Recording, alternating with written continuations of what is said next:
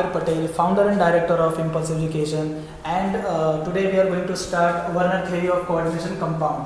अच्छा, एक चीज़ मैं इस थ्योरी के बारे में बता दूं कि ये सबसे पहले तो बहुत इम्पॉर्टेंट टॉपिक है, कंपटीशन लेवल पे बहुत बार पूछा जाता है, बोर्ड्स में भी काफ़ी बार इस टॉपिक को पूछा गया है। तो इस टॉपिक को आपको बहुत अच्छे से समझना है, बहुत आसान है। आपको मेरा डे 1 का क्लास देखना है जिसमें मैंने आप लोगों को कोऑर्डिनेशन कंपाउंड का जो बेसिक बताया था, ठीक है, वो सारा के सारा बेसिक हमको वर्नर थ्योरी में लगेगा। जैसे कि आयनाइजेबल, नॉन आयनाइजेबल स्फीयर क्या होता, कोऑर्डिनेशन एंटिटी क्या होती, कोऑर्डिनेशन नंबर क्या होता, ऑक्सीडेशन स्टेट कैसे निकालते, सेंट्रल मेटल एटम क्या होता, लिगेंड्स क्या होता, वो आप लोगों को पता है। इस थ्योरी में हम लोग वो सारी की सारी टर्मिनोलॉजी को वापस से यूज़ करेंगे और अच्छे से समझने की कोशिश करेंगे, ठीक है। तो हम लोग शुरू करते हैं Werner theory of coordination compound. Werner theory of coordination compound, ठीक है। So Werner theory of coordination compound, जरा देखो क्या कहा था वर्नर ने। वर्नर ने कहा था कि central metal atom possesses two types of valencies। Central metal atom दो टाइप की वैलेंसी को पोजेस करता है। मैं दोनों को डिफरेंशिएट करके पढ़ाऊंगा। सबसे पहला है प्राइमरी वैलेंसी और दूसरा है सेकेंडरी वैलेंसी। प्राइमरी वैलेंसी और सेकेंडरी वैलेंसी। अब एक एक करके हम लोग देखते हैं कि ये दोनों वैलेंसीज क्या है। सबसे पहला कि जो प्राइमरी वैलेंसी है सेंट्रल मेटल एटम की, वो it indicates the oxidation state of central metal atom, ठीक है। सेंट्रल मेटल एटम का ऑक्सीडेशन स्टेट कौन बताता? प्राइमरी वैलेंसी बताता। दूसरा, it indicates the coordination number of central metal atom. Coordination number मतलब कितने टाइप के लिगेंड्स उसमें अटैच है और लिगेंड के कितने डोनर एटम अटैच है। This is the coordination number of central metal atom. दूसरा, it is satisfied by negative ligands only. ये क्यों नेगेटिव लिगेंड से सेटिस्फाई होता है हम लोग आगे पढ़ेंगे। इसमें देखो, it is satisfied by other type of ligands। It is satisfied by other type of ligands, ठीक है। Next, it is ionizable। इसका मतलब ये होगा कि जब हम लोग इसको वाटर में डिसॉल्व करेंगे तो एक कॉन्स्टिट्यूएंट आयन में क्या होगा? डिसोसिएट हो जाएगा। It is non ionisable. It is non ionisable, ठीक है। एक और, it is represented by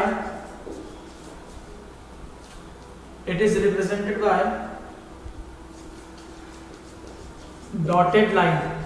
it is represented by dotted line. यहां लिखो, it is represented by solid line। last point, it is non directional और यहां लिखो it is directional। समझ में आ गया आपको बेसिक पॉइंट्स। सबसे पहला क्या है कि ये ऑक्सीडेशन स्टेट प्राइमरी वैलेंसी बताता, सेकेंडरी वैलेंसी इसका कोऑर्डिनेशन नंबर बताता, ये नेगेटिव लिगेंड से सेटिस्फाई होंगे, ये हमेशा अदर टाइप के मतलब न्यूट्रल पॉजिटिव लिगेंड से सेटिस्फाई होंगे। आयोनाइजेबल है, ये नॉन आयोनाइजेबल है, ये डॉटेड लाइन से शो करेंगे और इसको सॉलिड लाइन से शो करेंगे, और वो डायरेक्शनल है और ये नॉन डायरेक्शनल है। आई एम सॉरी, वो नॉन डायरेक्शनल है और ये डायरेक्शनल है। देखो, डायरेक्शनल और नॉन डायरेक्शनल का मतलब क्या है। सपोज अगर कोऑर्डिनेशन नंबर किसी का अगर 4 है तो आप बोल सकते कि ये टेट्राहेड्रल है या स्क्वायर प्लेनर है। कोऑर्डिनेशन नंबर किसी का अगर 6 है तो आप बोल सकते हैं ये ऑक्टाहेड्रल है, ठीक है। कोऑर्डिनेशन नंबर अगर किसी का 2 है तो आप बोल सकते हो कि ये क्या है? लीनियर है। तो डिपेंडिंग अपॉन द कोऑर्डिनेशन आप मॉलिक्यूल का ज्योमेट्री प्रिडिक्ट कर सकते हैं। इसीलिए हम लोग इसे कहते हैं डायरेक्शनल, क्योंकि आप इसका ज्योमेट्री प्रिडिक्ट कर सकते हो। लेकिन ऑक्सीडेशन स्टेट सपोज किसी का +2 रहा, ऑक्सीडेशन स्टेट का सपोज किसी का +3 रहा, +4 रहा, +1 रहा, तो आप उससे ज्योमेट्री प्रेडिक्ट नहीं कर सकते, इसीलिए हम इसे कहते हैं नॉन डायरेक्शनल इन नेचर। समझ में आ गई मेरी बात? वीडियो को पॉज करो और इस टॉपिक इसको नोट करो फास्ट। ठीक है, अब जरा देखो, मैं एक बेसिक एग्जांपल से शुरू करता हूं। यहाँ पे सपोज आपके पास है COCl3 NH3 5 time, COCH3 NH3, या आप ऐसा लिखो COCl3 5 time NH3, COCl3 4 time NH3, COCl3 यहाँ पे प्लस 6 लिखो, 5 4 time NH3, COCl3 3 time NH3। ठीक है, ये मैंने अलग अलग मॉलिक्यूल के कोऑर्डिनेशन मॉलिक्यूल के कॉम्प्लेक्सेस मैंने बनाया है। एक चीज मुझे बताओ, सपोज अगर मैं, अच्छा आपको वो एक चीज पता है ना, वो कोऑर्डिनेशन एंटिटी काउंटर आया है ना, वो स्क्वायर ब्रैकेट के अंदर की जितनी भी चीजें होती है वो क्या थी, कोऑर्डिनेशन एंटिटी है, और उसके अंदर की जितनी भी चीजें हैं वो आयोनाइज नहीं होते, और स्क्वायर ब्रैकेट की जितनी भी बाहर की चीजें या तो उधर साइड में एनायन होगा, इधर साइड में कैटायन होगा। स्क्वायर ब्रैकेट के बाहर जितनी भी चीजें हैं वो क्या रहेगी, आयोनाइजेबल रहेंगे। मेरा कहने का मतलब ये है कि अगर मैंने मॉलिक्यूल ऐसा लिखा COCl3, इसको इस तरीके से लिखता CONH3 6 टाइम Cl3, ठीक है, तो आप अभी यहाँ पे बता सकते हो कि सर कोऑर्डिनेशन नंबर इस सेंट्रल मेटल एटम का 6 है, ये आपका क्या है, ये आपका क्या है, कोऑर्डिनेशन एंटिटी है ना, सही लिखा हमने, कोऑर्डिनेशन एंटिटी है। सर ये इसका क्या है, काउंटर आयन है ना, काउंटर आयन है, वो आयोनाइज होगा इसीलिए वो आयोनाइजेबल है, ये आयोनाइज नहीं होगा इसीलिए ये क्या है, नॉन आयोनाइजेबल है। क्या मेरी बात आपको अच्छे से समझ में आ रही? मेरा कहने का मतलब ये है कि अगर मैंने कोऑर्डिनेशन मॉलिक्यूल को इस तरीके से लिखा तो आप आसानी से उसका कोऑर्डिनेशन नंबर भी बता सकते, उसका ऑक्सीडेशन स्टेट भी बता सकते, काउंटर आयन भी बता सकते, कितने कोऑर्डिनेशन स्फीयर के या कितने कोऑर्डिनेशन एंटिटी के अंदर लिगेंड्स है वो भी बता सकते, कितने कोऑर्डिनेशन स्फीयर के बाहर है वो भी आप बता सकते हो। समझ में आ रही है मेरी बात? समझ में आ रही है। लेकिन अगर मैंने इस तरीके से मॉलिक्यूल लिखा COCl3 6 time NH3, COCl3 5 time NH3, COCl3 4 time NH3, COCl3 3 time NH3, तो क्या आप इन मॉलिक्यूल्स में, इन कॉम्प्लेक्सेस में बता सकते हो कि कितने कोऑर्डिनेशन एंटिटी के अंदर लिगेंड्स है और कितने कोऑर्डिनेशन एंटिटी के बाहर लिगेंड्स है? सोचो जरा, क्या बता सकते हो? ये मॉलिक्यूल में बता सकते हो या ये ऐसे मॉलिक्यूल में बता सकते हो? ऑब्वियसली इस तरीके से बता सकते हैं हम लोग, क्योंकि हमने ऑलरेडी डे 1 में देख लिया कि किस तरीके से इसको हमने सेपरेट किया था। याद है आप लोगों को, आयनाइजेशन, नॉन आयनाइजेबल। लेकिन ये मॉलिक्यूल से बताना बहुत मुश्किल है। Werner was the first one जिसने ये सारे एक्सपेरिमेंट करके बताया कि लिगेंड्स किस तरीके से अटैच होते हैं सेंट्रल मेटल एटम से। ये जो स्क्वायर ब्रैकेट है ये मॉडर्न कंसेप्ट है, ये ओल्ड कंसेप्ट है। This is called Werner concept, this is called modern concept. लेकिन अगर वर्नर अगर ये एक्सपेरिमेंट नहीं करता तो आज हम कभी ये नहीं बता सकते कि ये जो मॉलिक्यूल में 3 Cl अंदर है या तीनों के तीनों बाहर है। हो सकता था ये मॉलिक्यूल ऐसा भी हो सकता था, COCl3 NH3 3 टाइम और यहाँ पे NH3 3 टाइम, ऐसा लिख सकते थे। लेकिन ये मॉलिक्यूल एग्जिस्ट नहीं करता, ये मॉलिक्यूल एग्जिस्ट नहीं करता। क्यों नहीं करता ये हमको किसने बताया? वर्नर ने बताया। किसने बताया? वर्नर ने बताया। अब जरा ध्यान से देखो वर्नर ने इस थ्योरी को किस तरीके से एक्सप्लेन किया है।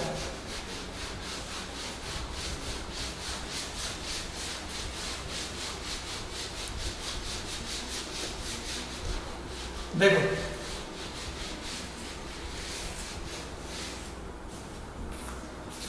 वर्नर ने सबसे पहले क्या किया, मॉलिक्यूल को डिफरेंट कंपोजिशन में लिया। जैसे कि उसने पहले लिया COCl3 6 टाइम NH3, ठीक है। फिर लिया उसने COCl3 5 time NH3, CuCl3 4 time NH3, CuCl3 3 time NH3। एक और चीज बता दो, ये चारों मॉलिक्यूल का कोऑर्डिनेशन नंबर और ऑक्सीडेशन स्टेट, मेरा मतलब है primary valency and secondary valency. Primary valency क्या बताती है? आपकी ऑक्सीडेशन स्टेट बताती है। सेकेंडरी वैलेंसी क्या बताती है? आपका कोऑर्डिनेशन नंबर बताती है। ये चारों मॉलिक्यूल का कोऑर्डिनेशन नंबर और ऑक्सीडेशन स्टेट सेम ही रहने वाला है। कैसे रहेगा वो मैं आपको बताता हूँ। लेकिन हमारा क्वेश्चन ये है कि वर्नर को कैसे पता कि इसमें कितने लिगेंड्स कोऑर्डिनेशन एंटिटी के अंदर है और कितने लिगेंड्स कोऑर्डिनेशन एंटिटी के बाहर है। अब जरा ध्यान देना, देखो ये कोऑर्डिनेशन मॉलिक्यूल में अमोनिया प्रेजेंट है NH3 और क्लोरीन भी प्रेजेंट है। NH3 का कैरेक्टर क्या है? बेस। NH3 कैरेक्टर क्या है? बेसिक कैरेक्टर है। इसका मतलब ये हुआ कि वर्नर ने सोचा कि अगर मैं इस कॉम्प्लेक्स के टेस्ट ट्यूब में अगर मैं एसिड डालूं तो एसिड NH3 के साथ रिएक्ट करके सॉल्ट एंड वाटर बनाएगा। तो उसने सबसे पहले ऐसे ही किया। उसने क्या किया? बेसिक 10 का कंसेप्ट लगा के सबको रिएक्ट किया HCl के साथ। इसको भी रिएक्ट किया, इसको भी रिएक्ट किया, इसको भी रिएक्ट किया। लेकिन एक शॉकिंग रिजल्ट मिला, किसी भी मॉलिक्यूल ने HCl के साथ रिएक्ट नहीं किया, किसी भी मॉलिक्यूल ने। इसका मतलब ये हुआ कि जो भी कोऑर्डिनेशन मॉलिक्यूल था इसमें जो NH3 प्रेजेंट है वो कोऑर्डिनेशन एंटिटी के अंदर है। अब उसने अपना बेसिक कैरेक्टर लॉस्ट कर दिया। वो कोऑर्डिनेट बॉन्ड से जुड़ा हुआ है सेंट्रल मेटल एटम से, इसीलिए अब उसको एसिड के साथ रिएक्ट करने पे बाहर निकालना मुश्किल हो गया। तो सबसे पहला कंसेप्ट यहाँ पे ये मिला, कि इस मॉलिक्यूल में, इस कॉम्प्लेक्स में 6 के 6 NH3 कोऑर्डिनेशन एंटिटी के अंदर है, बाहर नहीं है। अगर बाहर होते, ये अगर ऐसे बाहर होते तो वो रिएक्ट कर लेते, सॉल्ट एंड वाटर बनाते। सबसे पहला कंसेप्ट समझ में आ गई चीजें? पक्का। दूसरा, क्लोरीन था, उसने क्या करा? सिल्वर के साथ रिएक्ट करा। सिल्वर है ना, सिल्वर नाइट्रेट सॉल्यूशन लिया, अटैक किया। तो मैं यहाँ पे Ag+ दे देता हूँ, कोई दिक्कत नहीं, ठीक है। Ag के साथ उसने रिएक्ट किया, रिजल्ट क्या मिला? क्लोरीन मॉलिक्यूल अंदर प्रेजेंट है। जब उसने इस कॉम्प्लेक्स को सिल्वर के साथ रिएक्ट किया तो उसको AgCl मिला, यहाँ पे भी AgCl मिला, यहाँ पे भी AgCl मिला, यहाँ पे भी AgCl मिला। एक्सपेक्टेशन उसका ये था कि सभी मॉलिक्यूल में AgCl मिलना चाहिए, लेकिन जरा देखो रिजल्ट क्या आया। इस मॉलिक्यूल में जब उसने Ag के साथ रिएक्ट करा तो उसको 3 टाइम AgCl बाहर निकला, मतलब 3 मॉलिक्यूल ऑफ AgCl बाहर निकले। इसमें रिएक्ट करने के बाद 2 AgCl बाहर निकले, इसमें 1 AgCl बाहर निकला और इसमें कोई भी AgCl बाहर नहीं निकला। इसका मतलब ये रिएक्शन नहीं हुई है।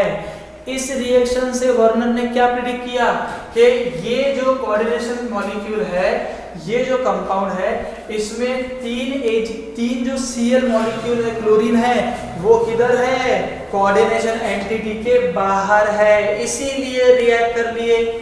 इस मॉलिक्यूल से क्या पता लगा?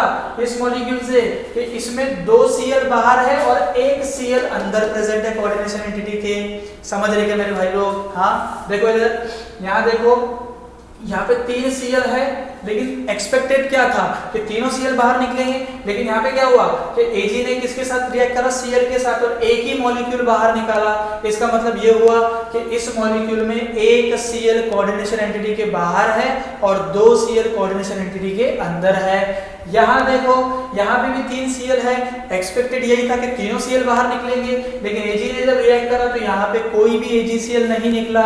इसका मतलब ये हुआ कि यहाँ पे तीनों की तीनों जो Cl है वो कोऑर्डिनेशन एंटिटी के अंदर ही प्रेजेंट है।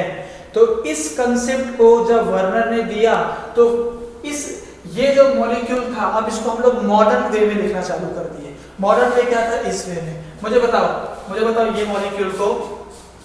ये मॉलिक्यूल के बारे में बताओ। ये मैं मिटाता हूँ, ठीक है, फिर बाद में आपको एक चार्ट बना के दूंगा तो इसमें सारी की सारी चीजें क्लियर हो जाएगी। जल्दी बताओ, इसमें अमोनिया बाहर निकले थे? नहीं। इसका मतलब सारे के सारे मॉलिक्यूल में, सारे के सारे कॉम्प्लेक्सेस में जो अमोनिया है वो कोऑर्डिनेशन एंटिटी के अंदर ही है, क्योंकि उसने एसिड के साथ रिएक्ट नहीं किया।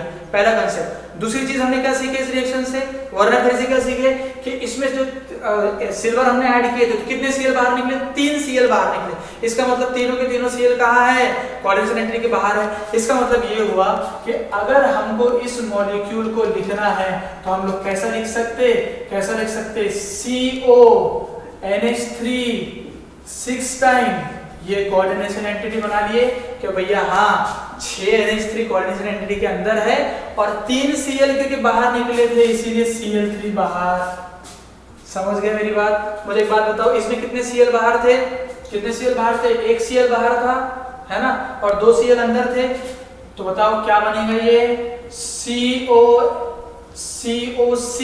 आगे एक अंदर, NH3 कितने अंदर है इसके 5 टाइम, NH3 5 टाइम, और कितने Cl बाहर थे, 2 Cl बाहर है बिकॉज 2 AgCl दिया था इसने। ठीक है, यहाँ देखो कितने AgCl दिया था, सिर्फ एक AgCl दिया था। इसका मतलब एक Cl बाहर है और 2 Cl अंदर है। तो कैसे लिखेंगे इस मॉलिक्यूल को, COCl2 2 अंदर आ गए, NH3 4 टाइम और एक Cl बाहर है। यहाँ बताओ क्या इसने क्लोरीन के साथ रिएक्ट किया था, नहीं किया था। इसका मतलब तीनों की तीनों Cl क्या है, कोऑर्डिनेशन एंटिटी के अंदर ही है। तो COCl3 NH3 3 टाइम, कोई भी बाहर नहीं है। अब जरा एक चीज पे ध्यान दो, मैंने कहा था स्टार्टिंग में कि ये सारे के सारे कॉम्प्लेक्सेस में कोऑर्डिनेशन नंबर और ऑक्सीडेशन स्टेट सेम रहेगा। मेरा बताने का ये मतलब है कि प्राइमरी वैलेंसी और coordination number secondary valency same रहेंगे। देख लेते हैं वो भी सेम है क्या। कोऑर्डिनेशन नंबर पहले देखते हैं। कोऑर्डिनेशन नंबर इसका कितना है, 6 है ना, 6 लिगेंड है। इसका कितना है, 5 अमोनिया 1 Cl, मतलब इसका भी कोऑर्डिनेशन नंबर 6 है। 4 और 2 इसका भी 6 है, 3 and 3 इसका भी 6 है। इसका मतलब देखा जाए तो सेकेंडरी वैलेंसी इस सारे के सारे मॉलिक्यूल की सेम है। ऑक्सीडेशन स्टेट देखो, 3 Cl है, 3 Cl बाहर करके जाएंगे तो 3 प्लस, तो ऑक्सीडेशन स्टेट कितना आएगा, +3, -1 +2 इक्वल टू कितना हो जाएगा, +3। ये +2 ऑक्सीडेशन स्टेट आएगा, 2 Cl बाहर निकलेंगे 2 + 4 जाएंगे, 1 Cl बाहर निकलेगा 1 + 4 जाएंगे, तो -2 इक्वल टू +1 इक्वल टू, इसका भी ऑक्सीडेशन स्टेट +3 आ गया। चलो यहाँ पे आओ, ये भी +3 ऑक्सीडेशन स्टेट में आएगा। मेरा कहने का मतलब ये है, वर्नर ने कहा था कि कोऑर्डिनेशन नंबर और ऑक्सीडेशन स्टेट ये सारे के सारे कॉम्प्लेक्सेस की सेम आती है। उसने अमोनिया के साथ रिएक्ट किया, एक भी अमोनिया ने रिएक्ट नहीं किया। इसका मतलब सारे के सारे अमोनिया जितने भी कॉम्बिनेशन में लिए गए थे वो सारे के सारे कोऑर्डिनेशन एंटिटी के अंदर है। क्लोरीन भी अंदर थे, और उसने जब सिल्वर के साथ रिएक्ट किया तो इसमें 3 Cl बाहर निकले, उसमें 2 Cl बाहर निकले, इसमें 1 Cl बाहर निकला और इसमें कोई भी Cl बाहर नहीं निकला। अब मुझे एक बात बताओ, अगर वर्नर एक्सपेरिमेंट नहीं करता तो forget about this molecule, because ये मॉलिक्यूल से देख के बहुत आसान हो जाता कि कितने कोऑर्डिनेशन एंटिटी के अंदर लिगेंड है और कितने बाहर लिगेंड है। लेकिन अगर वर्नर एक्सपेरिमेंट नहीं करता तो ये मॉलिक्यूल में से देख के हमें पता लगाना नामुमकिन होता। कोई बच्चा बोलता सर 3 NH3 अंदर है, 3 बाहर है, 3 Cl अंदर है, 6 हो गया।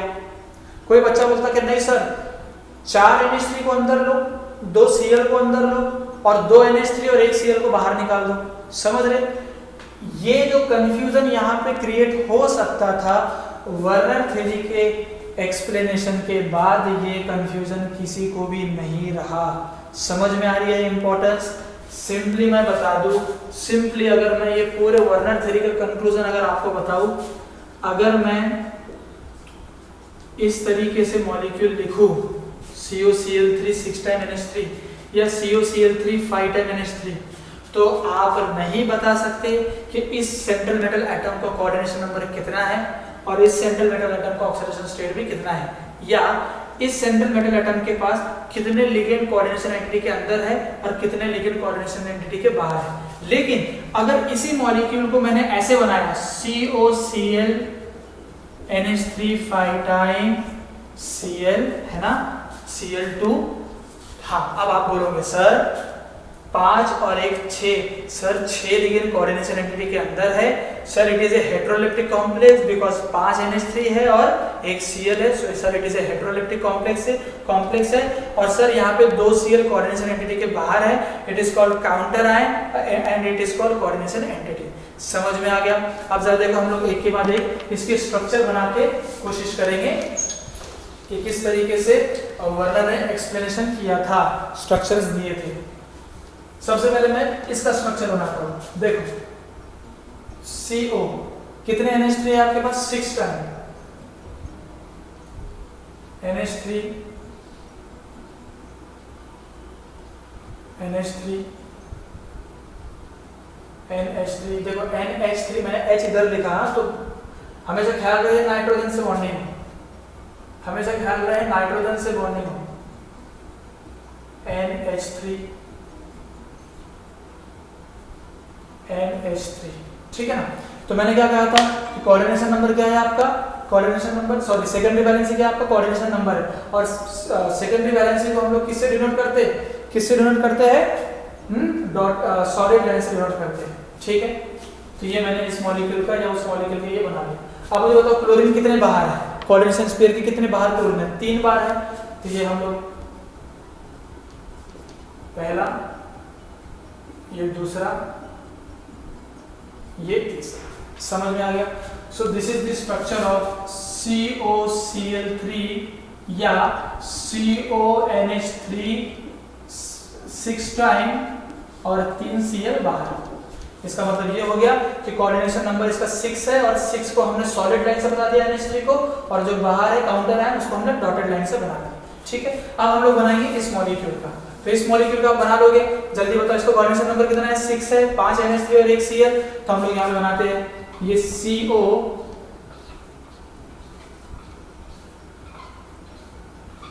ये NH3 NH3 NH3 NH3 NH3 5 अंदर हो गए भाई।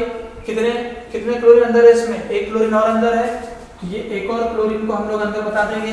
हो गया 6 कोऑर्डिनेशन नंबर, सॉलिड लाइन से बता दिया हमने। बचे कितने? 2 क्लोरीन बाहर है, तो ये पहला इधर बता दो, दूसरा इधर बता दो। समझ में आ गई? पक्का? अब मुझे बताओ ये तीसरे का आप लोग कैसे बनाओगे? 2 का मैंने बताया, बाकी के 2 के आप बताओ। Cl2 4 टाइम है, तो हम लोग क्या करते हैं इसमें से एक NH3 को गायब कर लेते हैं। ठीक है, गायब कर लेते हैं। ठीक है, तो 4 NH3 हो गए, 4 टाइम NH3 हो गए, 1 2 3 4। Cl कितने हैं आपके पास? 2 बार है, तो ये एक बार ऑलरेडी है यहाँ पे, ये एक और बार हम लोग लगा देंगे। तो क्या COCl2 NH3 4 हो गया? COCl2 NH3 4 हो गया। कोऑर्डिनेशन एंटिटी हमारी कंप्लीट हो गई। बाहर कितने लिगेंड है? 1 लिगेंड है, तो इसको बता दो यहाँ पे, इसको बता दो यहाँ पे। और उसी तरीके से जब आप इसका बनाएंगे तो इसमें तीनों के तीनों Cl अंदर रहेंगे और एक NH3 फिर यहाँ से माइनस हो जाएगा, और इस तरीके से स्ट्रक्चर बनेंगे। समझ में आ गई Werner theory of coordination complexes? पक्का?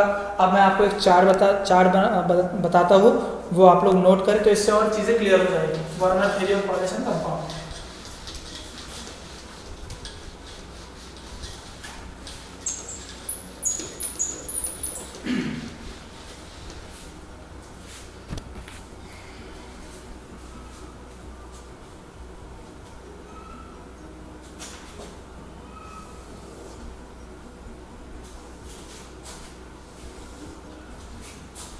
सबसे पहले हम लोग लिखते हैं यहाँ COCl3 इंटू 6 टाइम NH3।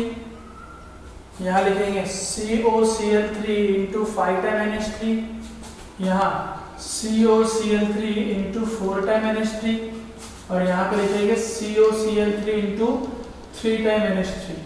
ठीक है,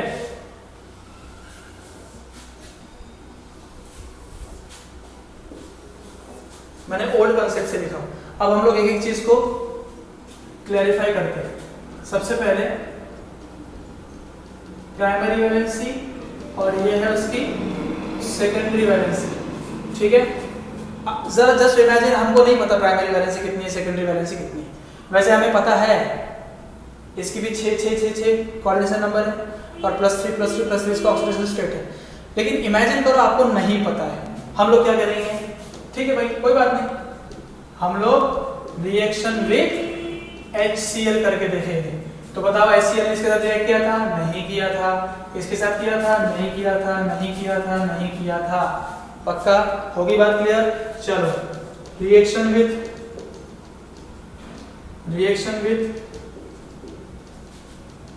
Ag+ ये सिल्वर नाइट्रेट सॉल्यूशन। तो बताओ कितने Cl बाहर निकले थे, इसमें 3 AgCl बाहर निकले थे, इसमें 2 AgCl बाहर निकले, इसमें AgCl बाहर निकला और इसमें कोई भी AgCl बाहर नहीं निकला। ठीक है, ये दोनों रिएक्शंस के बाद हम लोग बोल सकते हैं कि प्राइमरी वैलेंसी इसका भी +3 है, +3 +3 +3।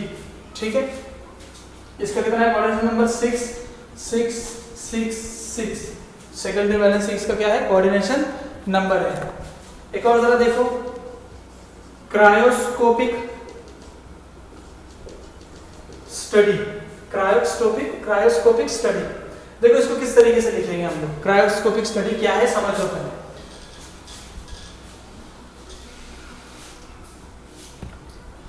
इसका मॉडर्न, ये तो ओल्ड कंसेप्ट है हमारा, मॉडर्न कंसेप्ट क्या है, CONH3 6 टाइम Cl3। इसका भी modern concept COCl NH3 5 time Cl2। इसका भी मॉडर्न कंसेप्ट बताओ, COCl2 NH3 4 टाइम Cl। इसका भी modern concept COCl3 NH3 3 time. ठीक है, डिसोसिएट करो, डिसोसिएट इसको करेंगे तो 3Cl माइनस करके जाएगा, डिसोसिएट करेंगे तो 3Cl माइनस करके जाएगा, 3Cl माइनस, और ये एक 3 प्लस करके आएगा। तो ये मॉलिक्यूल में जरा देखो, ये 3 और ये एक पूरा एक मॉलिक्यूल, तो 3 + 1 कितना हो गया 4। मतलब टोटल नंबर ऑफ मॉलिक्यूल्स कितने बन गए, मतलब आपका एक बन रहा है, देखो CONH3 6 टाइम, यहाँ पे 3 प्लस 3Cl माइनस, इसका डिसोसिएट ऐसे होगा ना, तो कितने, एक आपका कॉम्प्लेक्स कैटायन बना, ये आपका सिंपल एनायन बना। सिंपल एनायन कितने टाइम्स है आपके पास, 3 टाइम्स है, और ये 1 टाइम्स है, तो कितना हो गया 4 हो गया। ठीक है, इसका करेंगे तो ये 2 और ये 1 कितना हो जाएगा 3, ये 1 और ये पूरा 1 2, ये 0 0 मतलब क्या हो गया, ये न्यूट्रल हो गया। ठीक है, न्यूट्रल हो गया ना। इसमें एक और चीज है, कंडक्शन स्टडी। कंडक्शन स्टडी हमको देखना है कि टोटल नंबर ऑफ चार्जेस कितने हैं। यहां देखो, यहां पे चार्जेस कितने हैं इस मॉलिक्यूल में, 3Cl माइनस 3 प्लस, मतलब टोटल चार्जेस कितने हैं 6 चार्जेस है। यहां देखो 2Cl माइनस 2 प्लस, तो कितना है 4 है। यहाँ पे जरा देखो 1Cl माइनस 1 प्लस, मतलब 2 है, और वो तो बेचारा न्यूट्रल है, 0 चार्जेस कितने हैं 0, मतलब न्यूट्रल मॉलिक्यूल है। यहाँ पे एक और कंपटीशन लेवल का क्वेश्चन बनता है, आपको ये 4 मॉलिक्यूल ऐसे दे देगा और बोलेगा कि डिक्रीजिंग ऑर्डर कंडक्शन स्टडी का बताओ। तो हमें पता है कि जिसके पास ज्यादा चार्जेस रहेंगे उसका कंडक्शन भी क्या होगा, ज्यादा होगा। कंडक्शन मतलब ease of flow of current, उतने आसानी से करंट उसमें से फ्लो होगा। तो मुझे बताओ 1 2 3 4 का अगर डिक्रीजिंग ऑर्डर करें तो ऑब्वियसली सबसे ज्यादा इसमें कंडक्शन होगा, फिर इसमें होगा, फिर इसमें होगा, फिर इसमें होगा। तो ये कंडक्शन स्टडी का डिक्रीजिंग ऑर्डर भी मैंने आपको बता दिया। समझ में आ गई मेरी बात। So this is all about the Werner theory of coordination compound. समझ में आई आपको अच्छे से किस तरीके से। चलो वापस एक बार छोटा सा 1 मिनट में रिवाइज कर लेते। वर्नर ने कहा कि भाई सेंट्रल मेटल एटम 2 टाइप की वैलेंसी पोजेस करता, पहला है प्राइमरी वैलेंसी, दूसरा है secondary valency. Primary valency is all about the oxidation state of central metal atom, secondary valency is all about the coordination number. Primary valency को किससे satisfy करते हैं, नेगेटिव लिगेंड से सेटिस्फाई करते हैं, एंड कोऑर्डिनेशन सेकेंडरी वैलेंसी को other type of ligand से satisfy करते हैं। देन हमने देखे कि ये डायरेक्शनल नेचर है, कौन सा कोऑर्डिनेशन नंबर वाला डायरेक्शनल नेचर है, और ऑक्सीडेशन स्टेट वाला नॉन डायरेक्शनल है। और वर्नर ने क्या किया, रिएक्शन विद HCl किया। क्यों किया, अमोनिया वहाँ पे प्रेजेंट था ताकि हम एसिड बेस रिएक्ट करे, उससे उसको पता लगा कि इसने रिएक्ट नहीं किया, इसका मतलब अमोनिया का कैरेक्टर क्या हो गया, लॉस्ट हो गया। फिर उसने सिल्वर के साथ रिएक्ट किया, बिल्कुल रिएक्शन मिला उसको। कैसे मिला, एक मॉलिक्यूल ने 3 time AgCl, 2 time AgCl, 1 time AgCl और एक ने रिएक्ट नहीं किया। तो on the basis of this beautiful experiment उसने मॉलिक्यूल को मॉडर्न कंसेप्ट से फिर हमने उसको नए कंसेप्ट में लिखना शुरू, ओल्ड कंसेप्ट से हमने मॉडर्न कंसेप्ट में मॉलिक्यूल को लिखना शुरू किए। ठीक है, मेरी बात समझ में आ गई। आई होप आप लोगों को ये लेक्चर समझ में आया हो। नेक्स्ट लेक्चर में हम लोग शुरू करेंगे वैलेंस बॉन्ड थ्योरी, देन उसके drawback, then crystal field theory, then उसके drawback, then stability of coordination complexes, then इसका आइसोमेरिज्म। समझ में आ गई मेरी बात। तो ये this is all about the Werner theory of coordination compound. Now last में हम लोग देखेंगे इसके ड्रॉबैक क्या है, what is the drawback of the Werner theory of coordination compound.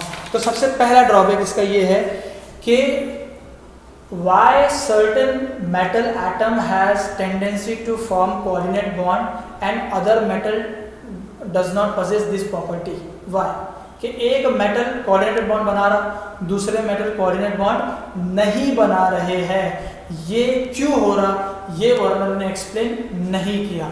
दूसरा कि हमने देखे कि सेकेंडरी वैलेंसी से हम लोग पता लगा सकते कि मॉलिक्यूल का ज्योमेट्री क्या है। तो भैया ऐसा क्यों कि सेकेंडरी वैलेंसी ही क्यों रिस्पॉन्सिबल है मॉलिक्यूल की ज्योमेट्री बताने के लिए, तो भी ये वर्नर ने एक्सप्लेन नहीं किया। तीसरा एंड लास्ट, कोऑर्डिनेशन कंपाउंड्स में मैग्नेटिक कैरेक्टर आता है, कोऑर्डिनेशन कंपाउंड में आइसोमेरिज्म, ऑप्टिकल आइसोमेरिज्म होता है। ये दोनों चीजें क्यों अराइज होती ये भी वर्नर ने हमें नहीं बताया। तो this is the drawback of the Werner theory of coordination compound. तो सबसे पहला ड्रॉबैक क्या है कि why complexes are form by some metals but other not. दूसरा क्या है, why secondary valency has directional in nature, वो ज्योमेट्री क्यों बताता। तीसरा क्या होगा कि magnetic and optical property does not explain by the Werner theory of coordination compound. समझ में आ गया। So this is all about the Werner theory of coordination compounds. I hope आप लोगों को ये वीडियो समझ में आया है, पसंद आया है। कोई भी बताने में मेरी, देखो कभी कभी होता है ऐसा, हम बोलते कुछ और है, सही बोलते हैं लेकिन लिखने में गड़बड़ हो जाती है। ऐसा कुछ रहा तो आप मुझे कमेंट के जरिए या व्हाट्सएप के जरिए मुझे बता सकते हैं। ठीक है, so this is all about the Werner theory of coordination compounds. I hope आप लोगों को ये समझ में आया हो अच्छे से। नहीं समझ में आया तो मुझे व्हाट्सएप करें, मैसेज करें, कमेंट करें, अपने दोस्तों के साथ इस वीडियो को शेयर करें। घर पे रहें, सेफ रहें। जय हिंद।